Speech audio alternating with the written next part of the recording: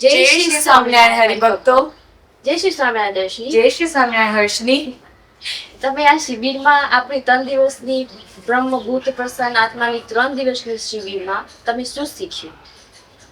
આ 3 દિવસની શિબિરમાં અમે એ શીખ્યું કે એક દિવસમાં 24 કલાક હોય તો એ 24 કલાકનો સદુપયોગ કેવી રીતે આપણે કરવો જોઈએ.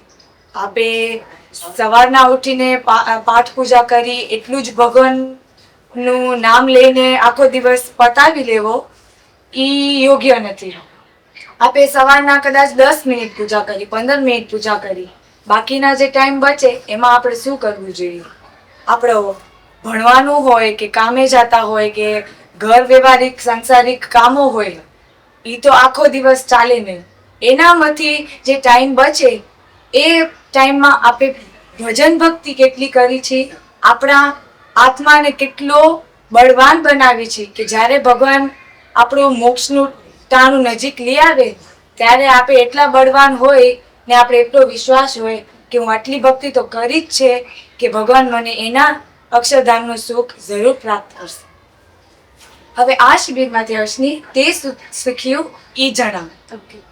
મેં આ 3 દિવસની શિબિરમાંથી એ શીખ્યું છે કે આપણે જે પૂજા માળા કરી છે, મંદિરે જાય છે, સવારના જે શાસ્ત્રો કે વાંચી, શિક્ષાપત્રી વાંચી, બધા શાસ્ત્રો બધા નિવાજ તો સ્પેશિયલી આપણું યુથ એ આપણે આપણા દાદા દાદી મા બાપ એ શીખાડે. પણ આપણે પોતાના અંદર ભગવાનનો મહિમા નથી, સંતનો મહિમા નથી, સત્સંગનો મહિમા નથી. એટલે મને યુથને કેવું છે કે આપણે ભગવાન સાથે એક રિલેશનશિપ બનાવીએ અને એ રિલેશનશિપમાં ખાલી દુઃખ આવે ત્યારે આપણે જાય, ઓ ભગવાન પ્લીઝ મારા જીવનમાં દુઃખે એ કાઢી દો, ઓ ભગવાન મારી એક્ઝામ આવે છે, હું ફેલ થઈ ગઈ હોઉં કે આ બધું, પ્લીઝ મને મદદ કરો. બસ આપણે ભિખારીના જેમ ભગવાનને માંગવા જાય. તો એમાંથી ખાલી હું એક વસ્તુ કહીશ ઇંગ્લિશમાં.